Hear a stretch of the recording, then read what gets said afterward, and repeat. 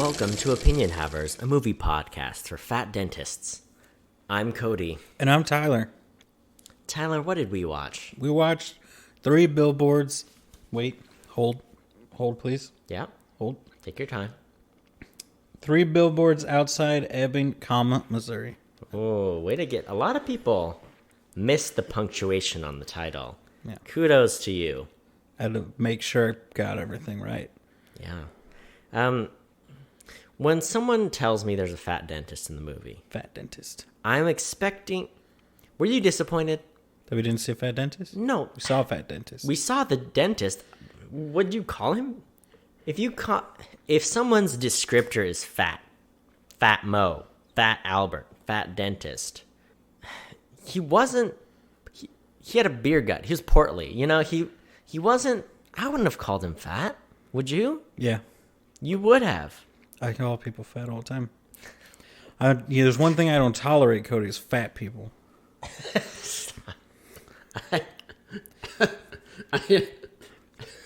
You know me. I do. I know. And all you people, you're so mad. You're commenting. I see millions of Germans commenting. Don't at me. I weigh over 400 pounds. Don't call me fat either. Hurts my feelings. Yet, where's your DDS? You know? You could have been cast by Martin McDonough to be the fat dentist. Yeah. He could have been... It could have been the one you thought was... Maybe the one you thought was a fat dentist. He could have been just a fat dental hygienist. Oh, there you go. I could have been the fat dentist. Could have been you. We need the Snyder cut of 3 Billboards, and we need the true fat dentist in there. That's what I'm saying. So anyway... What? Hold 1 second. Yeah. I met someone recently. Their last name was Snyder. Ooh. This is what I said to them under my breath, and I'm not sure they heard it, and I kind of hope they did, and just moved on past it. They said, "Oh, is this something Snyder?" And I was like, "Oh, of the Snyder Cut fame." That's what I said, and I love it. I love it more the more I think about it. Yeah. Of Snyder Cut fame. And that's the thing too, like Snyder Cut. Have we talked about this already? It could also be like, okay, if he's Jewish and he's having a bris for his baby boy, boom, your party already has a name. It's the Snyder Cut. Exactly. It's perfect. It couldn't be any better. Let me ask you something, Cody. Yeah. You had the choice between a Catholic doctor and an old Jewish man to perform your son's circumcision. Who are you handing your newborn baby boy to? It's a trick question. The correct answer is fat dentist. Exactly. Because he's the real Jewish man. The old Jewish man, he's just fake. He's also Catholic. Yeah, he is.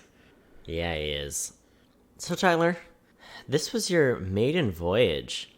Is it correct to assume this is your first Martin McDonough film? Considering I've never heard his name before, probably.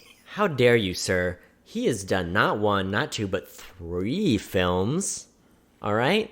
He's from London. He's done 3 movies. And I've heard they're all good. I've seen 2 of the 3. So, he did In Bruges. He did 7 Psychopaths. Oh. He did... Sir, please. I've seen a writer 9 and director 5. I think he did 3 features directing. And because I think 1, it was like an Academy-nominated short. Yeah. You're Academy right. Award-winning short. And then, I don't know the 4th one. And there's another untitled Martin McDonough project. Oh, so it's the next movie? Yeah. Get out of here. I did my research. Tyler, I did so much research. I did all my research. I was a very good boy. I did all my research ahead of time. And, I was ready. So anyway, would you care to give us a brief synopsis of what on earth this 3 Billboards outside Ebbing, Missouri is all about? I'll give it. It's about this little town of Missouri. It's a little town, fun fact, not in Missouri. We'll get to that later. But they're supposedly in Missouri. That's what they say. That's what they So claim. they want you to believe. And they're there, and you got... I went to community college. I know what's going on. Right? Did a semester. Took psychology. So they got all the classic tropes of the deep South, or the South as they referred to it, which that's another thing. Anyway, we could get into racist it. cops. Okay. You got the angry Are we old going to ladies. discuss the southernness of Missouri? Because there's There's a lot going on with that. Oh, but I haven't finished my synopsis yet. Please, Cody, synopsis. Synop away. There's a lady. She got billboards, and they're outside Ebbing, Missouri. And the cops, oh boy, they're frustrated. Oh, they're cranky about it. And all the cops' friends and random guys from Idaho, they're all cranky about it. And in the end, it's really just a quest to get her $7. That's an excellent synopsis. Well done, sir. I like to think that, everybody, you don't even need to watch the movie now. I really summed it up for everybody there. Yeah. I mean, why would you even bother? You got the whole experience. Yeah. So, Mr. Maiden Voyage, Martin McDonagh, Maiden Voyage. What were your thoughts on this film? Okay, so here's the interesting thing, all right? The release of this movie coincided with me subscribing to, you guessed it, Movie Pass. That was the name of it, right? The thing that led to us becoming friends. Yeah. Movie Pass. Yeah. And I wanted to see it so bad, and then everybody said how good it was, and it made me want to see it more, and then it won, the Best Picture, right? It was nominated for Best Picture. It won 2 Academy Awards for acting. It was nominated for a few more. Okay. Yes, but yeah, it won a bunch. It was right in the race. Yeah, it did it was well. Nominated for everything big. Yeah. And I was like, oh my gosh, I want to see it so bad. And then it left theaters. And then every time I see it, I'm like, I really want to watch it. And then, but ever since we started the podcast, I've been like, we got to watch for the podcast. And I think it's been on the list since the 3rd episode of the podcast, which now we've done over 100. Yeah. Oh, yeah. No, this one's been on our list virtually since the beginning. The other thing about this movie is this is one that I saw. I thought it was amazing. Nobody else saw it, and I had no one to talk to about it, and I hated it because I was like, and I had friends who were like, oh, I love In Bruges or Seven Psychopaths again. I'm like, can someone just see the new one so I can talk to them about it? This is driving me crazy. I think it's real. I thought it was really great. I really liked this one, and it was very frustrating that none of my friends had seen it at the time. So what you're saying, Cody, is this movie that we're doing right now, this one here. Yeah. You could say this is the reason for the podcast. Because when I asked you why you wanted to do it, you said because you watch all these bougie movies and you've no one to talk to about it. Yeah, this is a perfect example of the kind of movie this podcast was built for, yes. Yeah. Oh, so it sounds like you liked it. Or did you say you just wanted to see it? I wanted to see it so bad. Now that you saw it, was first impression.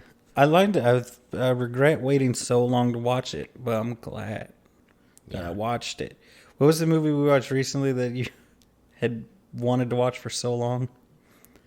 It was on your watch list for years. Slumdog Millionaire? Yeah. That's what it feels like. This is my Slumdog Millionaire code. Yeah. Except Slumdog Millionaire was on your list for a little bit longer, I think, than this one. Yeah. I mean, almost as long as it could have been on my list because it was it came out and I was like, I want to watch this. I never saw it. Yeah. Okay. I mean, it sounds like we would give this movie a recommend. But there's so much more to talk about. Yeah. But I don't want to spoil this movie for anyone because it's an experience to be had. Mm-hmm. So I think, if you want to experience this movie without knowing all the details, I think you have to turn around. Yeah. You have to go on and get. Go on, get out of here. Get. Can't you see we don't want you anymore? How... Oh, you asking me? No. This is my thing. Don't take this from... This is your thing. This is all I have left, Cody. I guess we're just gonna hop in the old beat up station wagon with the wood paneling on the side. Oh yeah. And just head on to Spoiler Town, USA. Here's the thing. Side note about these old station wagons. We had one growing up. Yeah, me too. And the buttons, right? You've seen the buttons now as an adult, right? They're just little nubs. My dad would hit the buttons, to do the different stations. The way my dad would reach up and hit the buttons, I cannot put my finger on why it was weird. But I can tell you, he didn't just hit the button. He touched the panel below the button, and then I think he rolled his nail up to the button. What? Here's the thing.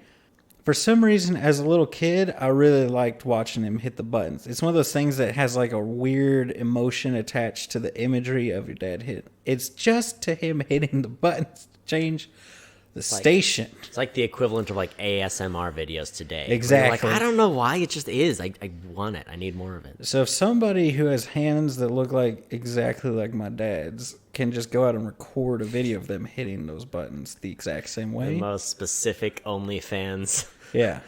Whatever, ever. Yeah. Interesting. Yeah. Well, we're here now. We're here. We're in it.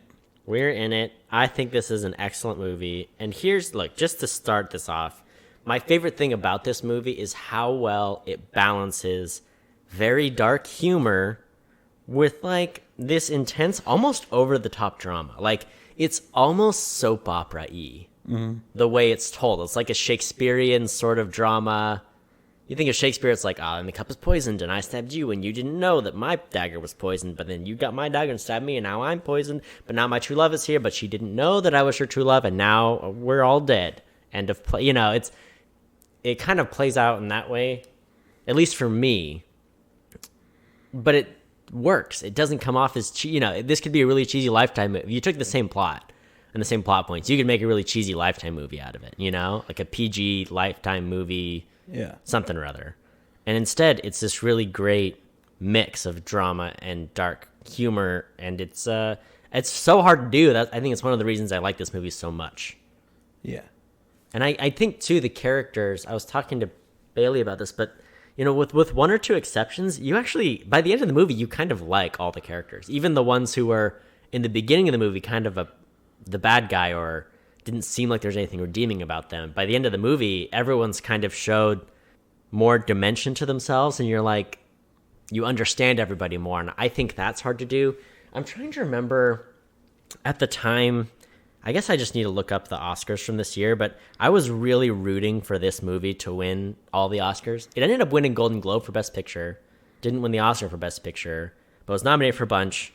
It won, I think Woody Harrelson and Sam Rockwell were both nominated for supporting actor. Yeah. Sam Rockwell won. Frances McDormand won Best Actress. I had all these nominations. Oh, here's why I was upset this year. Because Shape of Water won. The Shape of Water, which we've done. Yeah.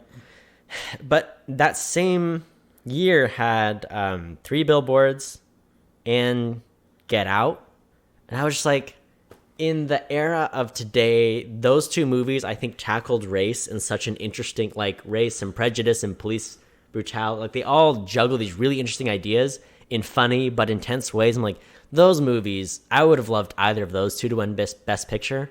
Yeah. As opposed to The Shape of Water. So I was really pulling for 3 Billboards that year because I thought, out of all those movies, I thought it was the best one. While there were some good movies on that list, I didn't read the whole list, but Shape of Water was a good movie. It just wasn't. This is a better movie. It is a better movie. That's what I'm saying. Yeah. Haven't seen both of them. I haven't seen Get Out yet. Yeah. But, Lady Bird's on there. Call Me By Your Name. The Post. Phantom Thread. Dunkirk. Darkest Hour is really good. Lady Bird's really good, too. We've seen Phantom Thread. Yes. I own Phantom Thread. I bought it in 4K. I hate that I kind of like that movie more the more I see it. I know. I love every time you would pull it up. I actually think this is getting better. Yes. Watch the rage flow through you as you like it more and more. The thing is, it's one of those movies. It's kind of like this one a bit, but it's like you like this. You start out liking this one more, but all those movies are like they're so well done. Yeah. That the more you accept that it's very well done, the more you like it. On you. Hey, but you started hating Phantom Thread. Yeah. So you don't like that you don't hate it anymore. This one was great when I saw it in theaters, and it was great watching it again here. I think it held up great. Loved it. Yeah. So good. Instead of seeing this movie one day, I went to go see The Mountain Between Us, and I think I'm one of like 12 people that's seen that movie. Idris Elba? Yeah. Kate Winslet? Yeah. Yeah, I heard it was okay. It's good. I liked it. Okay. But I mean, it's I've heard bad things about it. I just didn't think people were. I think people were like, "This could be amazing." I was like, it's all right." Most of the movie is just them two, so it really hangs on whether or not you like them. Yeah. As actors, and you know my feelings on Idris Elba. Oh, I know your feelings, and I think I share many of the same feelings. You are aware of the effect he has on me. Yeah. All right. So, the movie. 3 Billboards. the experience. I love how dumb Sam Rockwell is. Yeah. We've seen, we've done Moon.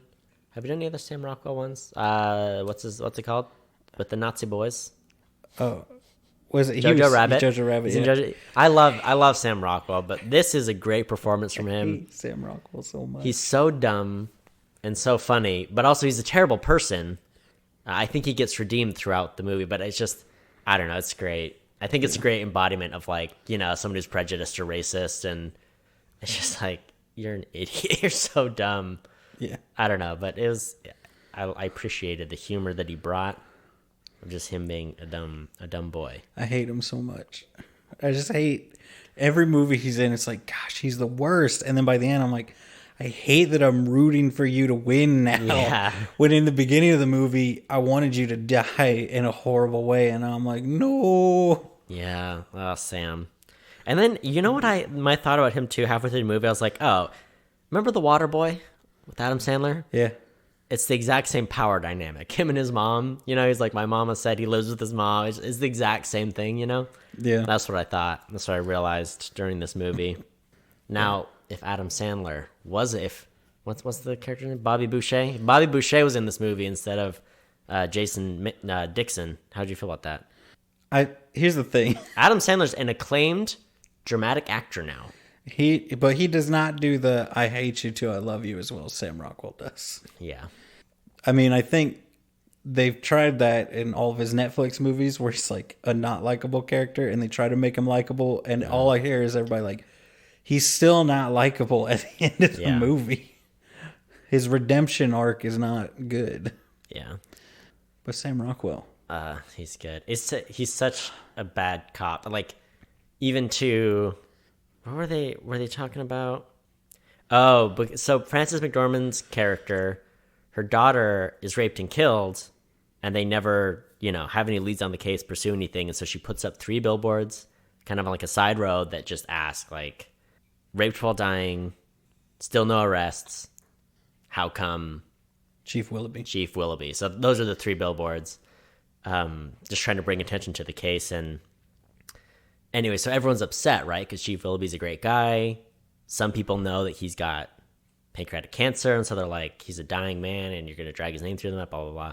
So they get really mad at her. So it makes an interesting drama, but, he asks Chief Willoughby, who's Woody Harrelson, asks Jason Dixon, who is Sam Rockwell, hey, pull the file on, what's her name? Angela? Frances McDormand's character. Frances McDormand's character? Yeah, Angela Hayes? Something Hayes. Yeah, so her name is Mildred Hayes. Mildred Hayes. Can you pull them, the Hayes file? He's like, which one? The one about the billboards? Like, there's no one about the billboard. And he's like, actually, there's been 2 complaints. Guy with a funny eye and a fat dentist. Like, yeah. And he's just like, guy with the funny eye. This is how you describe, you're a police. It's really funny. I mean, and that's kind of like their whole dynamic in the movie. I don't know. It was great. I liked it. Yeah, I like how they gave the vibe of like it's a small town, middle of nowhere, racist police department, but Chief Willoughby comes off as like he's a good cop. That's kind of earned his spot. But he's kind of like, you can't change zebra stripes. This is the way people are. Yeah, so he's just like, it's the best. I'm doing what I can with what I got. Yeah. Because like the sergeant's the worst, and all the rest of them are just the worst, and Dixon's the worst of the worst, and he's just like, the best I can do is try to make them a little better, right? Before I'm gone. Yeah, Jason Dixon. I learned this rhymes with Mason Dixon, so it's like a fun play on words because he's like a classic Southern guy with bad prejudices. Rhymes with Jason Dixon, rhymes with Mason Dixon. Yeah, you're right. Jason rhymes with Mason. The second word is just the same word. Yeah, it is. It is. So, I mean, Frances McDormand gives a great performance. I don't know, she kind of just bucks the trend. She's like, okay, I'm an old woman, my husband's gone, and she just doesn't care anymore. She's like, she goes to rent the billboard from the poor, like, young advertising guy, and he's like, what? Like, okay, what are the restrictions? I can't say name just like 3 really terrible words. Like, can't say this, can't say this, can't say this, right? And like, all right, then we're good. Here's what I want him to say. Like, oh my god, I don't know. I just like that she just goes for it, and it's a great character. Yeah, I like the nervous poor nervous kid, redhead kid, just like, I don't know if I can do that. And he's like, no, you can do it. Yeah, I don't know. It is interesting. I guess I appreciate the dialogue and how much comedy there is, even though it's a dark situation and tensions rise high. I just think it's a great way to explore the plot and advance the movie. Yeah. And it's so much like, I appreciate. So my mom is from a small town in Missouri, and so I spent a lot of time there growing up, like at family reunions and get-togethers and stuff. Or we'd go back to my grandma's house because she still lives there. Most of them still live somewhere nearby. Yeah, and there's a lot of like just being brutally mean to each other because like everybody's like, I'm done with being nice. Yeah. It's like my great grandfather was done with being nice, and it's just carried forward through the generations. And you'd be like, yeah, everybody's friends here, but Kathy's just a slut. Hi, Kathy, how are you doing? You know, you having sex with all those guys lately? And yeah, I am. It's like, what is happening right now? Yeah, my grandparents are funny. They're from Indiana, and I don't know. It's funny to see them go to like their cafe where they have breakfast, and it's just everyone teasing everybody. And it's like, well, it would be fun, except you're my waiter today, and the waiter's like, you guys are the worst. Like this is fun, you know. It's a funny way to like joke about each other, you know. I don't know. I definitely get that. Yeah. Yeah, this dentist thing. I thought that was an interesting turn. So she goes to they kind of allude to the dentist complaining about the billboard. Yeah. And then she goes to the dentist, and then he tries to pull her tooth without giving her any painkiller. It's an interesting, like, tense kind of situation. She kind of pieces together. Yeah. She stabs the drill into his thumb, you know, and what? I don't know. What were they saying? So she has to go into the, you know, he's going to press charges, so she gets brought into the station. And this is funny, too. She's like, Woody Harrelson's like, so, did you take a trip to the dentist today? She's like, her mouth is all numb. She's like, no, I didn't go to that test. Like, she can't say anything. And he was like, I don't know. Nobody cares about dentists. Like, I don't care about that. We need to talk about these billboards. Like, well, you know, we're doing whatever we can. I don't know. I just. I like the conversation in between them going and arresting her and him coming into the interrogation room where it's just her and Dixon. And she's like, because he's known as he tortured like a black guy in custody. Yeah. And that's like something everybody knows happened. Yeah. So she's like, how's that going? And he's like, it's people of color torturing, because she says the N-word. And he's like, no, I told her. I told her you can't say that N-word. You got to say people color torturing. Like, and he's like, that's right? Woody Harrelson's like, I think I got it from here. Yeah. I think I can take it over here. Oh my goodness. It's just like, yeah, it is.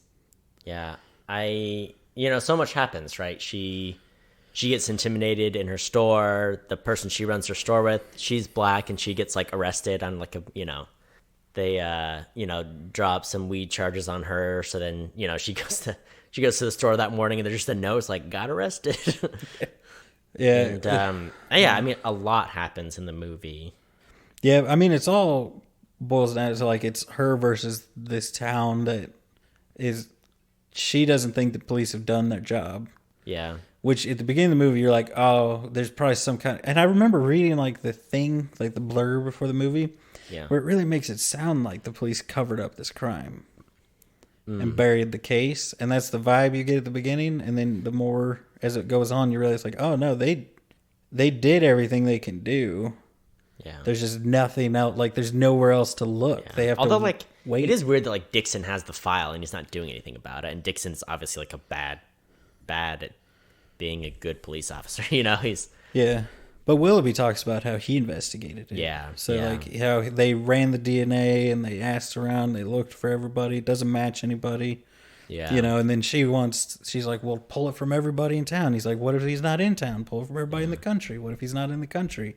Everyone in the world, and if a guy commits a crime, kill him, Yeah. And it's like, oh, she's just kind of gone crazy because of this, and he's trying to be like, the case has gone cold, and we have to wait for a lead. Right. It And is. she doesn't Yeah, accept it that. is. I mean, and two, she does bring up like, right, like I haven't heard anything from you guys. I didn't hear anything in months. Like no one's given me an update or. And it is interesting, hometown cases like that.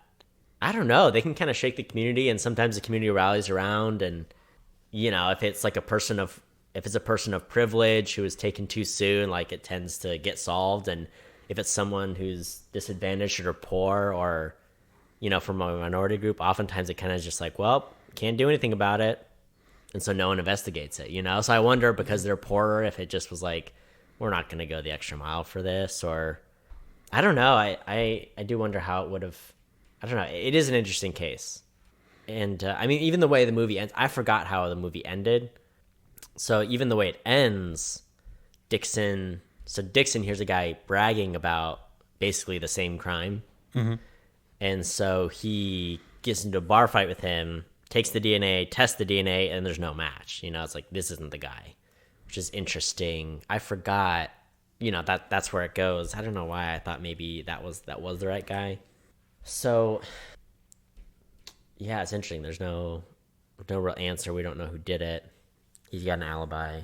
Yeah, because he's out of the country. The implication is he did the same crime, but he was like a soldier in Afghanistan or something. Right. So they were like, oh, I'm not going to look into this guy at all, which is, yeah, I don't know. It's interesting. How'd you feel about the ending? Let's just skip ahead to the ending, right? So a lot happens in between, but at the end of the movie, Dixon and Mildred sort of go off. They're like, you know what? We're going to track down this guy from Idaho who was bragging about this kind of a crime. I like the way it ends. That they're like, are we really going to like go kill this guy or whatever? Like as this act of revenge, even though he didn't do it.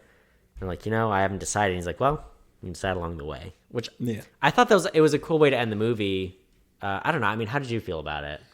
I like it because because I mean, like it leaves it up kind of like to you, where it's like, would you have, like, if you knew someone had raped someone and burned them alive and watched them and was like super into the whole thing, and you got in the car with a gun to go kill him, would you, when you got there, finish the job? And it's, well, you may not know. I've driven to Idaho from Missouri several times. It's a long drive.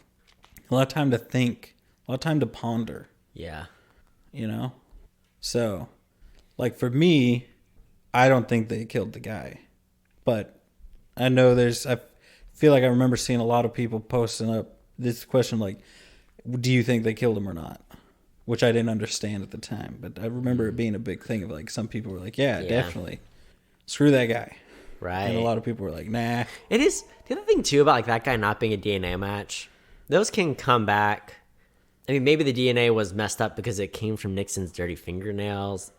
I wonder, too, like, was it just there wasn't enough DNA either way on either side of it? Wasn't in the right crime database. I just think, why would he be in that town? Why would he go into Mildred's store, intimidate her in the store, brag about that crime?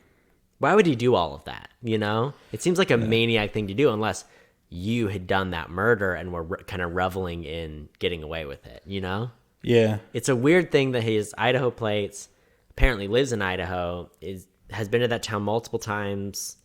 It ties him too much to the crime, doesn't it? Well, I think, unless he's like Willoughby's nephew or something. Yeah. But he lives in Idaho, and which it did say he'd mentioned something about Willoughby, and that's why he was trashing up the store. He's a friend of Willoughby's. Yeah. So there's the thing of that, then because he was, it almost would have made more sense if he had like Arkansas or Kansas plates or something. Where he's like, oh, he's probably family from a couple hours away, but instead they're like, Missouri, yeah, Idaho guy in a small town. It's just, it is what it is. Here's my guess, though.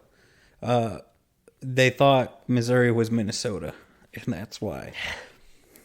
They don't know, Cody. He's British. He is. But, I mean, the guy was out of the country when the murder happened. Right.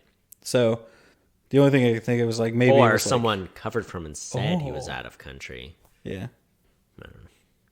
So, it could be that's, he knew the guy that did it, part of the same crew, or because I've heard, that's that particular crime that is in this movie is not insanely uncommon. You know what I'm saying? Mm-hmm. Like, I think the guys that rape and are that, there's not like a ton of rapists in the world, hopefully, anyway. Right. But I think this particular thing isn't that uncommon for them when they're at the level. I mean, it happened to except for the burning, it happened to my hometown. People in my high school got, I'm pretty sure they raped the girl and killed her and her friend, who was a dude. Yeah. Out in a bunker, somewhere, and they did it. And they were young, I think the people that did it were in their like early 20s when they did it. Yeah. And it's just like, I think a lot of hometowns have this kind of story, that's happened, and every 5 or 10 years something like this happens in a lot of these small towns, Yeah. I mean, like, growing up, I moved from a little town in Arkansas where I never remember hearing anything about all this stuff. I know we did live nearby like a pretty high-ranking member of the KKK, but he never did anything. He just had a swastika, I think, hanging in his front yard. Yeah. But I feel like I remember being like, he's not even that racist. He's just like into more the political stuff that they're into. And it was really weird how, like, I'm sure he was racist, but and then we moved to Kansas City where you're not going to hear about it because it's not going to shock the town when it happens. Yeah. But yeah, I know. Yeah, it's just one of those things where I think it's people do it and then they're like, oh shoot, burn the body so they can't find me, and then that's the other thing. You burn a body, how much evidence is there? I found out nowadays, it used to be that would kind of ruin it, but nowadays they can still recover DNA and all that. The stuff they need now for the tests, for like DNA tests, survives fire. Interesting. I wouldn't have thought. Yeah. So, yeah, interesting quandary. That's what I like about the movie. Every character is so different, and there's so much. I don't know. I just love the way it makes you kind of think from all perspectives. You see things from Dixon's perspective, from Willoughby's perspective, from Mildred's perspective. Her son, who's just kind of like, can we just move on from this? Like, Billboards, school is hard now because everyone knows my mom's the crazy billboard lady, and I just want to, not be reminded of the terrible way she died. And I guess I just like the way it shows so many perspectives and intertwines all these people. Yeah. I liked that dynamic between the mom and the son, where the mom, they're talking right after she puts the billboards up, and he, kind of sarcastically remarks on how, it would be awful if someone had tried to, I don't know, avoid every detail they could about the case to try to not have that image in their mind. And she's like, I gave you the case files to look at the photos. And he's like, yeah, and I didn't look at them because I didn't want to know. And she's like pored over this case file and memorized everything. It is interesting. I mean, I think it kind of pits, I think the mom, they show that interaction that happened with the mom where she's like, I'm not going to give you a ride into town and you can walk and whatever. I hope, like, they have such abrasive humor, but they joke about like, oh, I hope you do get, raped or, killed or whatever on your, and it's just, that is, the mom is so abrasive and uses foul language, and that their family is dysfunctional, but they do really care about each other, and that's how they communicate. And so it was, I mean, the way they put the movie together, because you don't know what happened with what the daughter was like, except for that flashback scene they show. When you showed it, it's so impactful to be like, now it makes sense why she's so obsessed about the police not doing enough, because she feels so guilty about just like, if I had given her money for a cab, if I had just let her borrow the car, if I had given her a ride, none of this, maybe some of this, that survivor's guilt, Yeah. Also the fact that, I mean, you can see their house from the billboards where it happened. Yeah. And like, I thought it was real, powerful, I guess. So every time you started to be like, yeah, Mildred is kind of just this crazy lady. Like, you need to move on. They've done all they can. I felt like every time that a scene ended where you felt like that, it cut to the burn mark outline of the billboard, body. Yeah. Of like, this is what she's upset about. Mm-hmm. Yeah, I mean, it's hard to forget when it's right. It's hard to move on when it's just like, you want the answers and you want You want that closure, some justice. It can't heal you, but it's something, you know? Yeah. Yeah, I thought the scene with the deer was interesting because when I first saw it, I was just like, is this a CG deer or not? This is either a really great CG deer or a weird shot. Okay, where do you stand on it? No, I want to. You finish your thing. It seemed like every other shot, I was like, oh, that's a pretty deer. It's lit kind of weird. Is it CG? That was I did that loop 4 times during the scene. It's a pretty scene, right? She sees the pretty deer and she kind of jokes like, you're not trying to make me think there's a God, is there? You know, like, Mildred's so interesting. I feel like she has very liberal ideology, and she's sort of this atheist, agnostic person trying to find some sort of meaning, but she's also like, nothing matters. And anyway, it's interesting you had the exchange with the deer. Here's what I'm trying to say. The deer is real, and it has a name, and its name is Becca. Was a deer on set?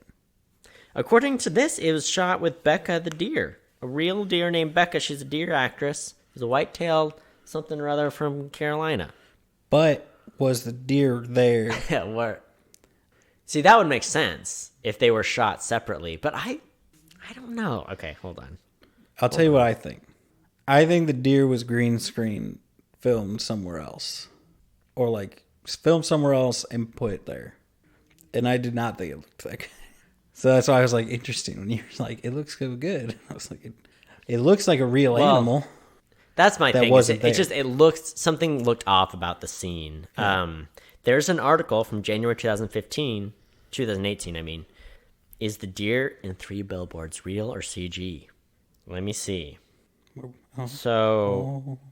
Yeah. Shot against a blue screen black backdrop. Ooh. Screen was up for a few days before filming, so the deer could get used to it. Oh, interesting. There were 3 deer being considered for the scene. Tell me. One tag, Rue, and Becca. Oh. Becca was the one they used. So that makes total sense now. So here's the thing. I can think of 2 critiques for this movie. Mm-hmm. Because I think at least for me, it's a near perfect film. I think it's excellent. It's as good as it could be. Amazing performances, great writing. I think it's a hard balance to find, and hard to direct. Great job to everyone. 2 things. Number 1, that deer scene did look just a little bit wrong, So that's 1. Number 2, there's an Australian in this movie. Yeah, there is. And I mean, the deer thing is like, okay, whatever. I understand you're not a $200 million movie. You can only do so much. But yeah, so Willoughby's wife is an Australian woman, and it just is confusing. Everyone has sort of a basic American accent or a southern country kind of. I would call it a country accent, right? Because Missouri isn't technically in the South. It does have a lot of southern tendencies. I would call it a country accent. That's what I call it. Because there are people all across the United States that have that accent that don't live in the South. Yeah. I just think it depends if you grew up in the country or not. That it can influence your accent. You could have a southern grandma grow up in Idaho, out on a field, and you might end up with a country accent, is what I'm saying. Yeah. I've noticed it a lot here in Missouri. Yeah. Country accent's a real thing. Anywho, what was I saying? You were critiquing the Australian lady. Yeah. So when you throw an Australian into the mix who doesn't really even have like a strong, obviously Aussie accent. The first time I watched this movie, I spent almost the entire time she was on screen being like, where are you from? Wait, I'm confused. So he's married to an Australian.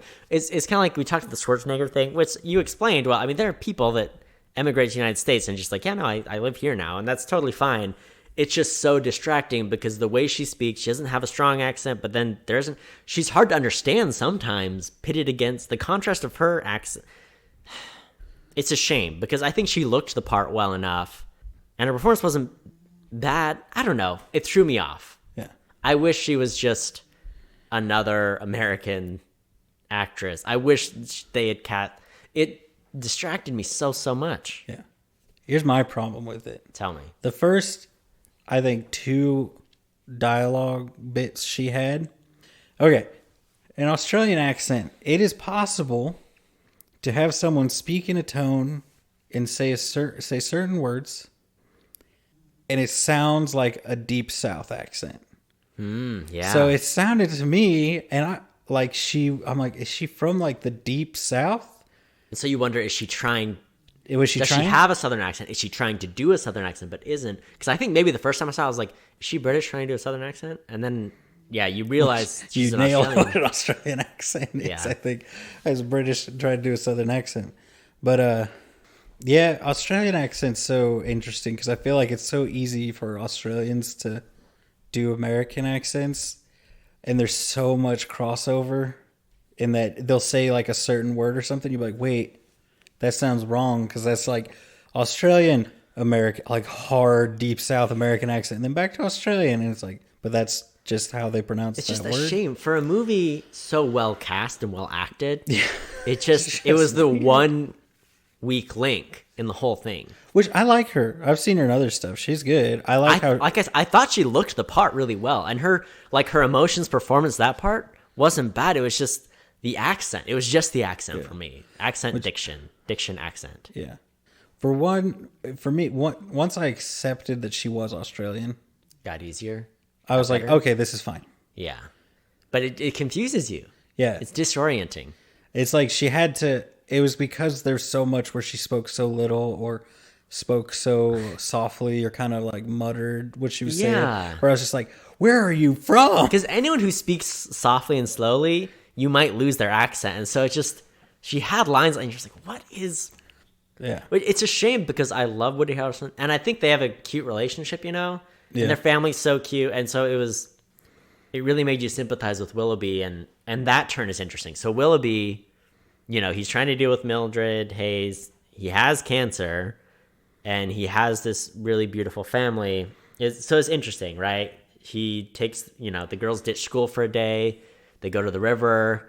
He makes up a dumb game where he's like, all right, you're sitting on the blanket. There's a perimeter of stuffed animals, and you cannot leave until you use the fishing rod to hook all the end. You do not leave the blanket. I need you to understand, you know. And then they run off to go, like, fool around with his wife. And, you know, it was cute to see Woody Harrelson doing that part, and, you know, adorable family.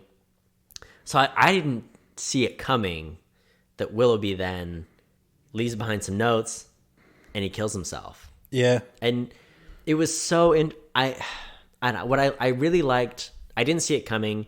It was something so dramatic that kind of changed that, you know, that's the first half of the movie. That happened, you're like, well, that changes everything for the second half of the movie. This whole thing's kind of based around Willoughby being on the billboard and him being the one good cop in the town. And yeah. And I guess it was amazing to see. He wrote letters to his wife. He wrote letter to Mildred and to Dixon. And so they read his letters. He does like a voiceover for his letters as they read it. And so it's so interesting to see those characters read that. And it was his reasoning was fascinating. Just like talking to his wife, saying like, I know you may hate me for this, and I just didn't, you know, I didn't want to see you watch me dwindle away and die and go through all that hardship. I wanted a perfect day, and just please remember this day we had. And, you know, that was interesting. And then he even gets back at Mildred because he sends her a letter and is like, yeah, it was my idea to pay for the billboards for another month because I knew it would cause problems for you, and consider that my, you know, my winning chess move or whatever. Just is so ironic. And he wrote a nice letter to Dixon too, where he's like, hey, like, you have potential and don't squander it away, and don't not become what you can be. And it was really interesting. Yeah, I like the kind of turn, like, because you have this kind of peak of the tension, or not really peak, but like a peak, right, of tension between Mildred and the town with the dentist, and then him and Willoughby interrogating her, right? Yeah. And during that is when he's like in the middle of talking to her and like saying, you know, like, hey, we got, you know, this is causing problems for you and for me, for everybody. And then he coughs blood all over her. Yeah. And then it switches to where she's like, oh, you know, like, I will go get you some help, you know. And you show that they're these enemies, but they're all also two people that probably remember growing up together and being friends and all that. So it's like, they're two good. Like I said, I think most characters in the movie are good people, but they're so different and in different situations and different ideas, you know, different ideologies. And so it's interesting to see them have sympathy for each other, and they're pitted against each other, but they're not enemies, you know? Yeah, like it's not like she wants him to die of cancer. It's just that she doesn't feel like her case has been looked at enough, and he's trying to explain that it has been looked at. We just have to wait for a break in the case, and she doesn't accept that. But then it's like, oh, hey, whenever it's like, oh, he needs help, that's all gone out the window, and then that's kind of when it starts switching to where it starts leading up to his suicide, and everybody crying, and then you got the shot of, the sergeants crying coming back from the scene, and then he tells Dixon, who kind of makes a crack about everybody crying because he's listening to his music. He's oblivious. If there's one thing I've learned from this movie, one lesson to take, is a scathing indictment on earbuds. Oh, yeah. There's 2 instances where Dixon's wearing earbuds, has no clue what's going on. The first time is just everyone's grieving because they just learned the news that Willoughby's died. Yeah. Which is, so it's like, okay, that's not the biggest deal.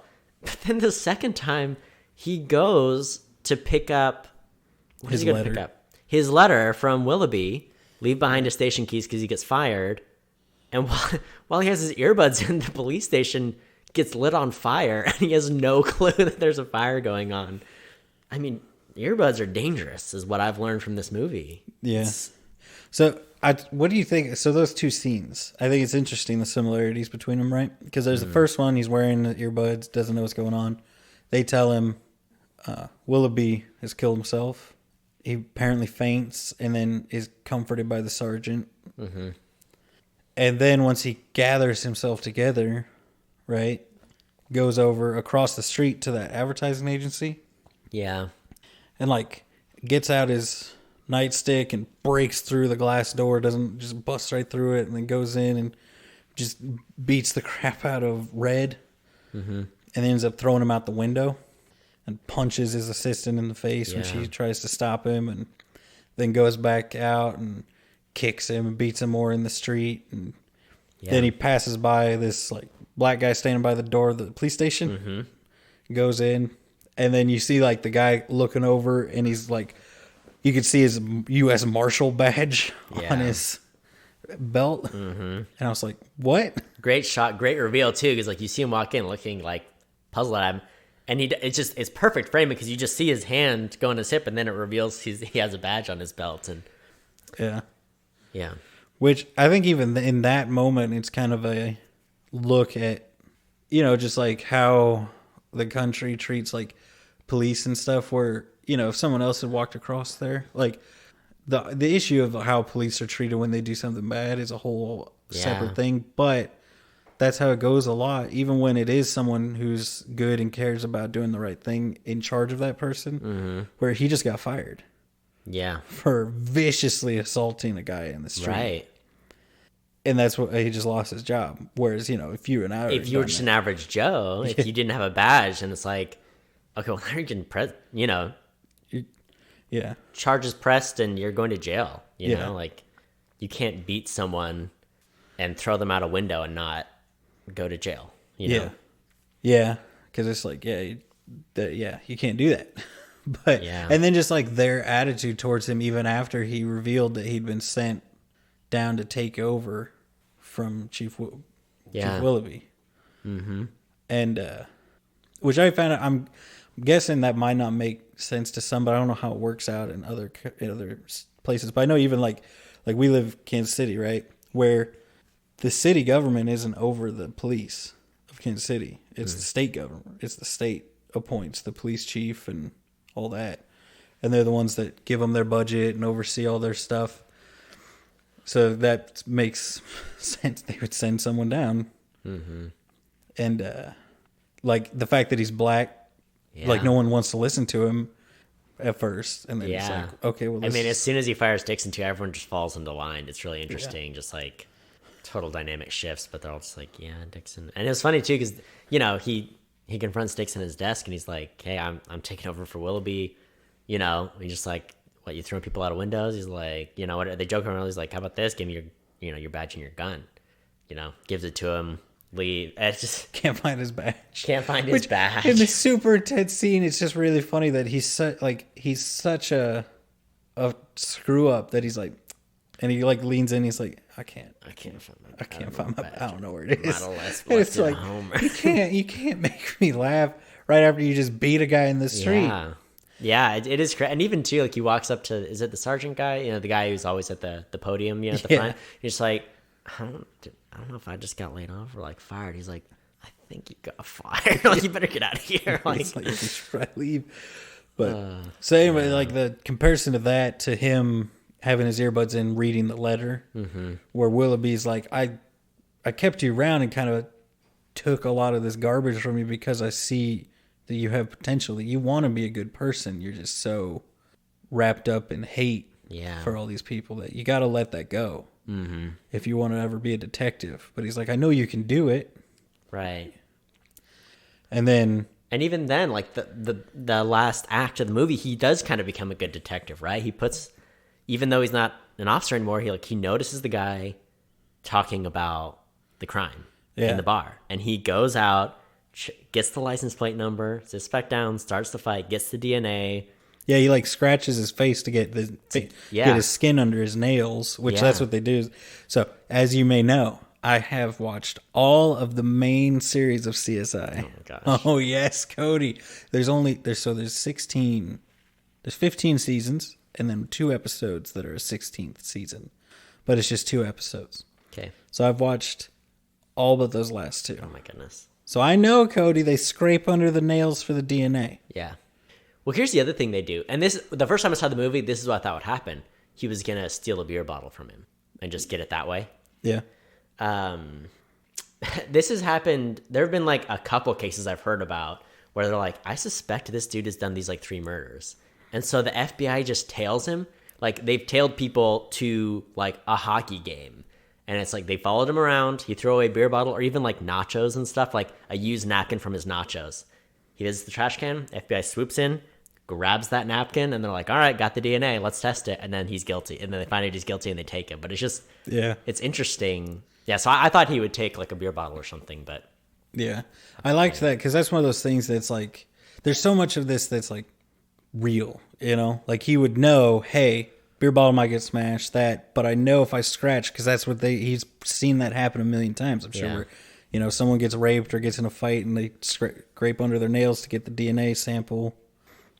And that's just how they do it. So he's like, this is how I can keep this sample safe. Yeah, I do like that he kind of steps up. It's interesting, too, because Mildred is the one who lights the police station on fire because they lit her billboard on fire. Yeah. But then, I've totally forgot this. It turns out that it was her ex-husband who lit the billboards on fire. I totally forgot that twist. But you're like, I don't know, one of the trivia kind of talks like the anti-karma moments of the film, but it's just like, it's so interesting. You know, she lights police station on fire, which she thought was, you know. She calls a bunch of times to try to. She calls to make sure no one's in there.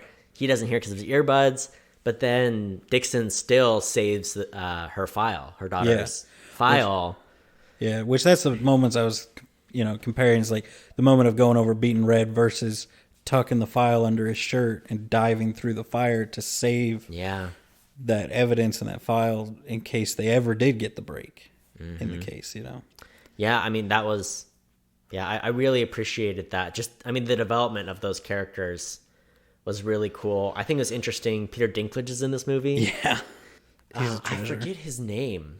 I'll look it up real quick. I forget his character's name. So he's in it, and he sees Dixon coming out of the flaming fire station. He helps put him out. So then, you know, the fire brigade comes. Where are we? Germany? Okay. I was going to say fire brigade. Fire brigade. I don't know. Fire department? Fire station, fire department. There you go. They swing by. And so, you know, she kind of needs an alibi. I mean, she did it, but she's like, oh, no, we were, you know, Peter Dinklage and I, we were just over here, you know, coming back from my place or whatever. Yeah, he's like, round my place. So he's like, you guys dating? He's like, we've been on a couple dates. You're like, yeah. I thought this is like such a small subplot, but, you know, he asks her, like, do you want to get dinner on Friday or whatever? They go to dinner, and she's, like, embarrassed the whole time. Her ex-husband shows up with his like, 19-year-old girlfriend or whatever. Oh, what a treat she is, you know? And that delightful. So anyway, I loved that exchange because she's obviously so embarrassed to be on the date. And then just after, like, a little while, Peter Dinklage just calls her out, and he's just like, you've been embarrassed to be here the whole time. Like, what's even, you know, she's like, can we just do something? I was like, why even do another night? You don't want to be here. And she's like, you're the one who forced me. And he's like, I didn't force you. asked you to come on this date. Like, he didn't give an ultimatum. He just wanted to go on a date with her. He's like, I know I drink too much. I know I'm just this dude, like this dude everyone laughs at, but who are you? Like, you just lit a police station on fire. Like, I don't know. I thought that was, I know Peter Dinklage is like really careful what parts he chooses. Like, he'll never choose like an Oompa Loompa kind of part where just like little person gag part, right? It's always like, no, I'm a person in this. Hence like Tyrion Lannister. Yeah. In Game of Thrones. And, he's a great actor, obviously, but I really liked his role in this and how they highlighted him. And I appreciated that. Yeah. Yeah, I liked his character. I do think it's funny, more to like the town giving each other a hard time and stuff where they're like playing pool and Red and him are playing pool. Yeah. And Dixon's giving him a hard time. He's like, you playing pool with it? He's like, you're right. He's right, Red. You are playing pool with the little person. It's just like, really funny where he's just like, yep. But it's just funny too because it's like, like you said, that subplot is like how much he wants. And he's so funny because they're looking at the menu. He's like, I like cheesy things. Probably gonna get something cheesy. I love him. Goodness. He is so funny, and it's really funny to hear him not do his British accent, which I've heard British people hate his accent. Really? And Americans think is he British? No, he's American. Oh, okay, yeah. So because you're used to Game of Thrones. He has a British accent. Okay. He does that accent, and everybody hates it because they're like, it's not an accent from anywhere. But Americans are like, what? It's so good. What's the Westermore? Westeros is a real place? Like, that's some borough, South London. It's made up. Exactly. That's what I'm saying. So it's just funny because his British accent is like someone doing like the fantasy accent, basically, and it's really funny to hear like some people talk about how much they hate it. But I love it, Cody. Yeah, Peter Dinklage is amazing, and I do, from what I've seen of Game of Thrones, his character is like the best part of the whole series. Oh yeah, so much the best. What is his quote like? How did you know? It's like, that's what I do. I drink and I know things. Yeah, just so many good lines. Okay, so anywho. Couple moments, Mildred. Okay, I have a question about this. So when the billboards are on fire, she has a fire extinguisher in her car. I know. What was that? I guess that's my third critique. Where I was like, who has like a full size fire extinguisher in their car? I don't know. Was she just like, she knew someone was going to vandalize the? Here's the only reason I thought about that, because I thought the same thing, and then I thought, well, her daughter was raped and then set on fire. That might lead to some weird choices. Although, like, as weird as it was, she had that in her car. I did actually think it was a great scene when, like, she's trying to put everything out. She's like climbing up the ladder to put it out, and her son just like, let it go. It's too late. And she just like, Robbie, like, she's just like, she has to do something, Like, it was, it was interesting to see. I think it was a good like way to picture her desperation and how much it meant to her, to have this case closed, Yeah. I skipped over this Peter Dinklage, but doesn't he say I'm going to go visit the little boy's room? Yeah. I thought that was funny. And I'm like, you know what you did. What you did there. And then I guess that scene too. So that's the second scene with the ex-husband's new girlfriend. Yeah. And it's so funny because obviously Mildred has a grudge with her, and it's just like, oh, what? She smells like poo, and she works at the zoo, blah, blah, blah. And then you meet her, and she's like kind of airheaded, but like really nice. Like, there's nothing wrong with her. She's just dating kind of a skeezy dude. And so the first time you see her, she was waiting in the car. The husband comes in. There's like an altercation. Lucas Hedges puts a knife to his throat because he used to abuse Mildred. It's like such an intense moment. Has her up against the wall by her throat, and then the son's like threatens him with a knife. And then she like walks in and is like, I'm sorry, I was confused about, this is awkward. This is probably not the right time. I'm intruding. Don't worry about it. It's like, the bathroom's over there. It's like, I realize it's like not a good time. And she's like, still doesn't want to do it. And he's like, just go. This is a normal day for us. And then at the restaurant, my favorite, what does he say? She says this really intelligent quote or something. The husband echoes the quote from her or something. Yeah, it's hate begets more hate. Yeah, he's like, you came up with that. I was like, well, no, I can't take credit for that. I read it on a bookmark of another book I was reading. And you're like, oh my gosh. It's so good. Yeah, I don't know. I thought that was like the perfect casting for that like awkward, airheaded, but so nice, you know? Yeah. And it's just funny because, like, so Mildred comes over there, she grabs a wine bottle and, like, slowly walks over there. And you can see, like, the fear, like, oh no, it's all, like, all the years of me beating on this woman are about to be smashed over my head in the form of this wine bottle. And then, you know, she's just like, oh, hey, it's her. I've met her before. You know, like, totally oblivious to the tension of, like, she's about to kill him. And then just, like, threatens him not to be mean to her. Yeah. I also think that was a really realistic scene too, because like realistically in a small town like that, you've got what, 2 bars, you know, a couple fast food restaurants, 1 local restaurant, and only one like nice restaurant. You're not gonna have it's like that's obviously like the nice date restaurant. Yeah, there's not another spot really to do that in a town that small. So I thought that would definitely happen, right? You would run in, you know, you'd be on a date at the same time Eric's husband's on a date or whatever. Yeah. What else? Oh, the other Mildred scene I really liked. She drops her son off at school, and someone throws a can at the car, you know, a can of something. And her son's just like, please, just don't worry, just drive away. She gets out. She goes over to the kids. She's like, who threw the can? And the kid's like, what can? She just kicks him in the crotch. Yeah. I was like, oh no, it's going down. Then she asks the girl, and she's like, I think she just kicked her in the crotch. I was like, oh my god. What did the last kid say or something? I think he just like turned away, like put his legs together, turned away. He's like, no. And then she just walked away. But you know, shout out to the fact that it hurt. No matter what your gender is, it does hurt to get hurts to get kicked. Yeah, it just. I mean, I don't know. I feel like Mildred's the embodiment of like, I'm fed up. I'm older. I don't care anymore. Yeah. You guys all hate me anyway. Like, this is what, you know, it's like those when people get old and they're just like, I don't care. I'll say whatever I want now. Like, I'm not ashamed anymore. Like, I'm not afraid to speak. But I really appreciated that part of her character where she was like, no, I'm fed up. I'm at the end of my rope. I'm not putting up with anybody's crap. Yeah. And it's just, yeah. So good. So good. I mean, I would think we've gone through most of the movie. I loved it. I really... Near perfect film, wonderful job. I'm excited to see what Martin McDonagh does next. I need to watch his other movie I haven't seen. In Bruges is I would say In Bruges is really good too. If I were to give like a letter grade, I would give this movie an A, and I think I'd give In Bruges like a solid B. It's a good movie, enjoyable. This one definitely feels like more complete to me, and this one feels like a star-studded cast. Like, it is interesting to see when someone's like British and make like a very American movie. Kind of like Edgar Wright with Baby Driver or Martin McDonagh with this one.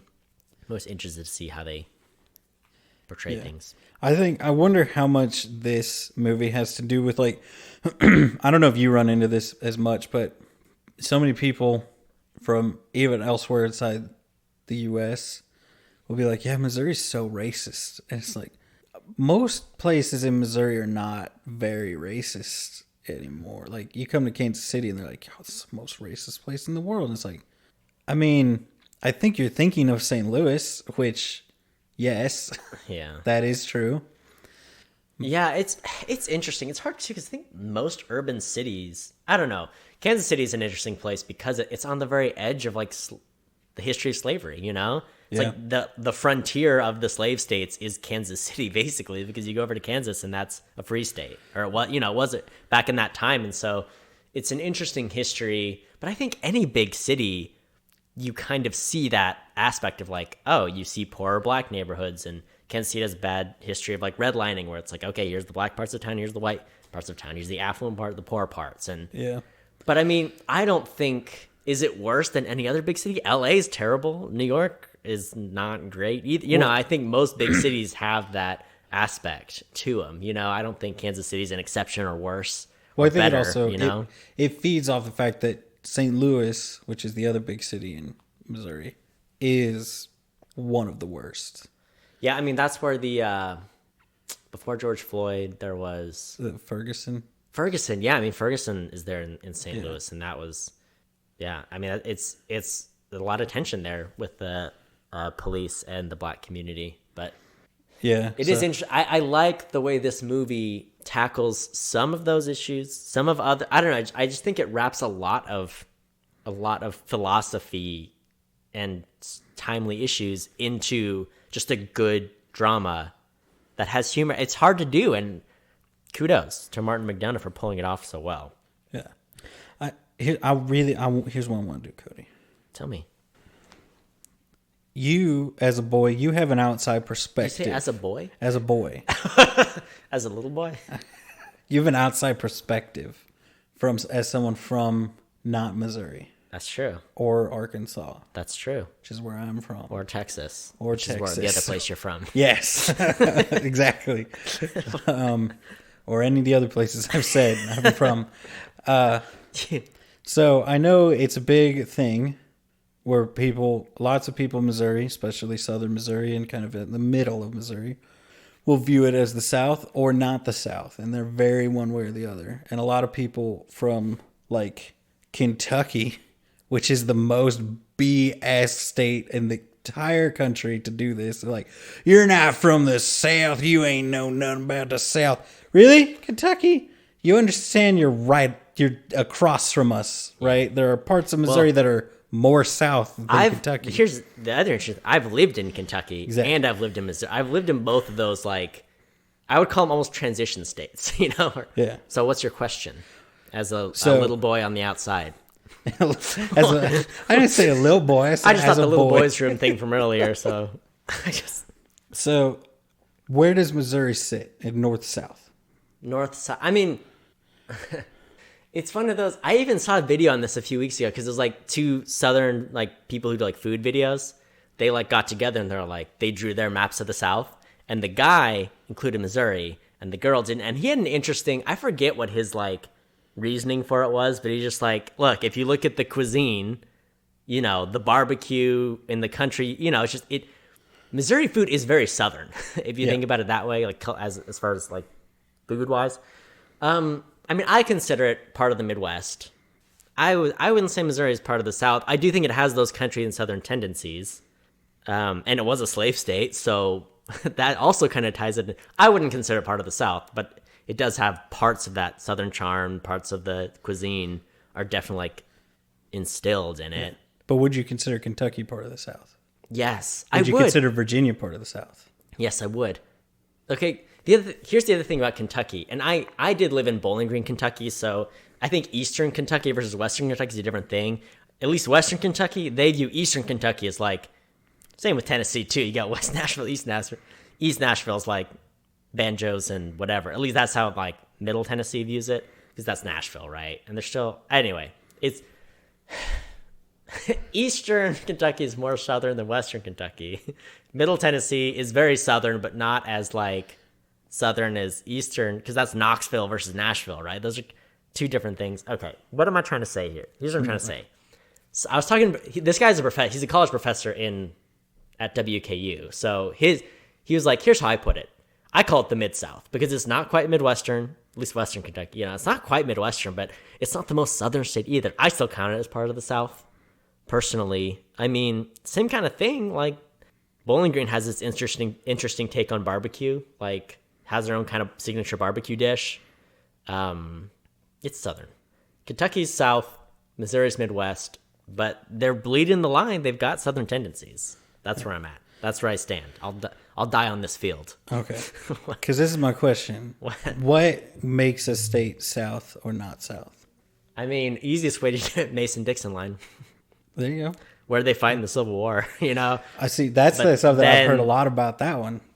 Yeah, Southern. I mean, I don't know. I mean, I feel like the part of Kentucky I lived was very much like not that far from Indiana. Indiana doesn't want to claim Kentucky. The South doesn't want to claim Kentucky. So where does that put you? You know, where does that put you? Nobody wants it. Here's why I think. What makes something Southern? I don't know. I mean, you just have to feel it with your heart. Yeah. Here's what I think the problem came Missouri from. Isn't Southern enough to be technically Southern, right? Well, I mean, that's the states I've listed they're all on the same line. See, and then the other thing, that video I told you about, they talked about Florida, and one person claimed Florida, the other didn't. You're like, okay, like, is it West Florida? Like the Panhandle, Florida is like the most southern part of the South, if you think about it that way. But then, you know, Miami's not southern at all. And then Orlando, not so much. But I mean, the other thing, you look at the obesity rates, that's a tick. That's a vote to get you in as well. Missouri's got that. Florida's got that. So, you know, a lot to consider. I don't think St. Louis feels southern. What? St. Louis doesn't feel like the South to me. St. Louis feels Midwestern urban to dangerous. Me. And is feeling dangerous. Okay, let's not go into that. But Kansas City with the barbecue thing, Kansas City feels a little more, but I think Kansas City feels more urban too, to me at least. But I live here in, you know, close to the center of the city, so. St. Louis does feel more northern St. Louis is like, you think about St. Louis food, just like they have the worst style of pizza. And they have famous, like, you know, and they have like a little Italian hill, whatever. It's like, okay, Italian food, diner kind of food, bad pizza. That's St. Louis food. Whereas Kansas City, it's all, the one thing Kansas City is famous for is barbecue. Yeah. Barbecue, burgers, steaks. That's Kansas City, you know? Of course, I feel like Kansas City is pretty good about, like, you can get pretty good any kind of food. You're not going to have the best of anything you've ever had. Yeah. But I mean, like, pretty good. You're going to get pretty good. It seemed to me, here. At least, I haven't spent much time in St. Louis, but when I was there, I was just like, they don't quite have a food identity. It's not as good of a foodie city, I don't think, as Kansas City is.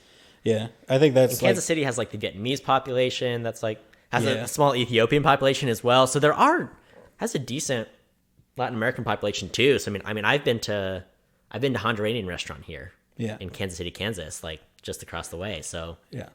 So anyway, back to the racism and stuff, right? So the point is, I think the problem right here, Cody, is if you're out in the middle of nowhere, if you are from the area of Missouri, where the people wanted Missouri to be a slave state, you think of Missouri as the South.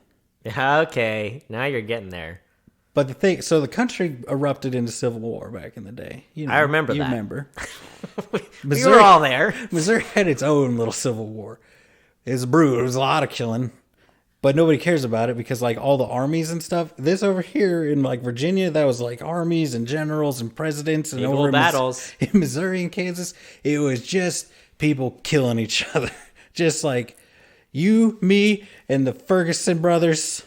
Mm-hmm. And the Kentucky brothers, I don't know, now just naming states that we've been to. And the McAllisters, we're going to get together, we're going to go kill all those guys over there. Right? That's what it was. And it was a lot. But my point is, I think it's because like half the people were like, we're the South. We're slave state. And half were like, we're the North. Right. We're not slave state, and that's why it's not ever been in one or the other. It is crazy how it's still a thing today. Like the Kansas-Missouri feud. Yeah. It's still here. I was so confused by it. I had to really try to figure out what was going on. I had to have friends explain it to me where I'm like, what is the deal with this? Like, because I was like, oh, I have a friend who lives over in the Kansas side. Maybe they have a room he can live in. Like, I would die before I moved to Kansas. I was like, okay. I thought you needed a place to stay, but that's fine. It's like, I'd rather be a homeless in Missouri than stay in someone's house in Kansas. I'm like, what on earth is this? Yeah. This is new. It's real. And I think it might have been you, like, a little bit after you came here, where you're like, so what's the deal? And I was like, is people hate each other from the Civil War? And I was like, what you need to understand is Kansas, they were the good guys. Yeah. I mean, they were the free state. They were the good guys. Point is, I've never met such a wide range of people who fit the bill of the super racist cops in this movie, and the super liberal, not at all racist, like old lady. Yeah, as this movie, like Missouri, I feel like is one of the only places you go to where those two people will live together happily. Yeah. Everywhere else, I mean, especially they push here, each other out. This is in a small town, but like here in Kansas City is a pretty liberal town. You know, it is because it's a big city, and that's just kind of the territory of a big city. It's a big city, but it's also in a conservative state, you know? So it's a blue city and a red state, and there's a lot of bleeding of the lines, and there's a lot of like commingling of that. Yeah. That is interesting. So I wonder how common that is in other places where you have like, you know, the leader of the local KKK chapter and the head of does the NAACP? NAACP. It's a thing. Do they have local chapters? Or And is they're it nationwide? It's only? nationwide. I mean, I think They have local heads. Anyway, we'll say they do. We'll asking me about assume the that they do for a NAACP? second, where they could serve on like the school board together and be civil, Yeah. you know? And then something happens and they're suddenly not civil. And everybody's like, I had no idea you guys felt this way. And they would say, why? What? yeah, Point is, Cody, it's a good movie. it's a great movie. You know, let's just do a rundown of my fun facts. All right. Oh, you have fun facts? Just to leave a good taste in your mouth. So this movie is based on a true event that happened in Texas, where someone was unhappy with how the case was handled, threw up some billboards. According to this, you can drive on I-10 and see the billboard. It's still there from 1991. Oh. Because no one's ever bought the billboard and like changed it. Isn't that crazy? Based on a story in Texas, takes place in a fictional town in Missouri, was shot in North Carolina. Now, is Texas part of the South? Oh, yeah. I say no. Here's why. Alamo. The Alamo is the most southern thing I've ever heard of. A What? battle, you lose. You fight a battle, you lose. You remember it forever and die on that hill. You know what I'm saying? That's very southern. And once again, barbecue. And I know Texas is a big place, but barbecue, Tex-Mex, Westerns, all of that is very Texan. So southern. Here's the thing. Southern. Though. Here's why I say, Cody. Cowboys. I say no. The Cowboys. I say no to yours, because me. Texas is Texas. As someone from Texas, I will honor your opinion. That's why I always think of like Texas isn't part of the South. Texas, it's Texas.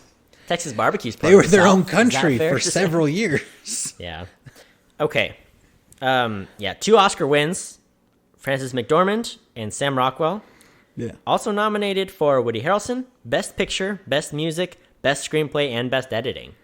I think this should have won Best Director. I think Guillermo del Toro won it. Yeah. Shape of Water is fine. I think this was a much more impressive. I don't know. And maybe it just doesn't go this way, but like the tone is so hard to direct and he nailed it. And I think that deserves an Oscar. Who do you know who won Best Editing by any chance? I don't know. I think this one. I think that was such a good. Like even talked about how it would cut from like right as you started to think, oh hey, she's crazy, to burn mark. You know, like hey, this is just to remind you of what's going on here. Yeah. No, it's a good point. There's a lot of themes. I saw some people talk about like the red, like billboards are red. She wears the red bandana. There's like a few things where it's kind of like that vendetta that is brought throughout and like the colors. And it's interesting to see how people, tied it together. A lot of great themes in the movie. What about like I said, costume design? worked. They It all worked. wore clothes. And that's the thing. You never thought their costumes looked wrong. And that's the sign of a good costume department. Exactly. But this isn't the kind of movie to win a costume award. It's a period piece. It's mostly period pieces. That's 80% of who's getting nominated. Okay, Best Film Editing. Dunkirk won it. Okay. I mean, Chris Nolan does a good job editing his movies because he does a great job shooting the movies. You know, like he has that in mind. He gets good editors. I, Tonya, Shape of Water, 3 Billboards, Baby Driver. Hey, if we're looking at that list, it should have been Baby Driver. If you're asking my opinion, I've should never have been Baby seen- Driver first, 3 Billboards second. Fun fact though, Cody. I've never seen Baby Driver, Bruh. but I have seen the car from Baby Driver. Bruh. Was it at that car museum you Yeah, went is to? that that car museum? In Branson? Yep. Bruh. Hold on. How many Edgar Wright movies have you seen? Shaun of the Dead, yes or no? Yeah, I've seen Shaun. Hot Fuzz, yes or no? Yep. End of the World? Yep. I've seen that one. At World's End. That's At what World's it's End, called. Baby Driver, no. No. Scott Pilgrim, Yeah. yes. So you're just, I think that's, are you just missing the one? Edgar Wright. So good. Love Edgar Wright. Yeah. Okay. So, fun fact, if you go on to Google Street View, you can actually see some of the filming crew and the cameras and the staging and stuff because it drove through while they were shooting. So, that's kind of fun. Oh, that's fun. Becca was the name of the deer, so that's fun. Sam Rockwell he did a lot of work for the accent, which I thought he did a great job with his accent. Yeah. He found an episode of Cops from the 90s Nice. in Springfield, Missouri, Yes. got in contact with them and had like a long interview with the police chief, recorded it, and used that as a reference for his accent. Isn't that Nice. kind of fun? What's funny is his accent sounded so familiar because the Springfield accent is really similar to like where my mom grew up, and it's Oh, like there all you my go. aunts and uncles. He even got them to change a couple words in the script because he was like, he referred to the jail as the Clink.